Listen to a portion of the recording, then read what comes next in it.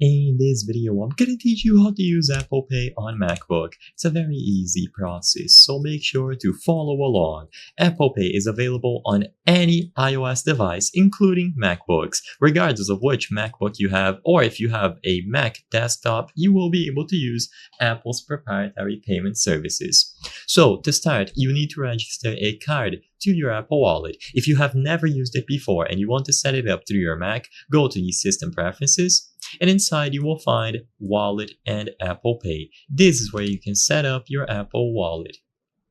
So when you choose this option, you will be able to see any cards that you have registered on your Apple account, and you can add new ones. If you have previously used Apple Wallet or Apple Pay on a smartphone, for example an iPhone, it should already have some cards registered here, assuming that you are on the same Apple account. But if it is empty, like I said before, tap this plus sign here and you can add cards. You will have to input the details about the card, such as the card number, expiration date, security code, and possibly the cardholder's name. And after you assign it to a billing address, it will be available here for you to use. As long as there is a card available in this page under Wallet and Apple Pay, it means that you can proceed to checkout anywhere that Apple Pay is accepted and you can select it. So in here, for example, if you proceed to checkout and you see that Apple Pay is available as a payment method, just choose it and immediately a pop-up will appear.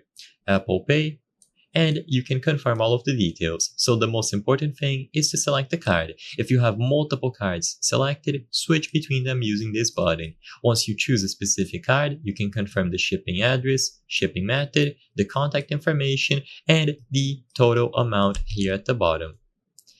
If everything looks okay and you are satisfied with this purchase, pay with Touch ID or any other verification system that might be available for your Mac, and the transaction will go through. So it's as simple as going into the System Preferences and adding a payment method here.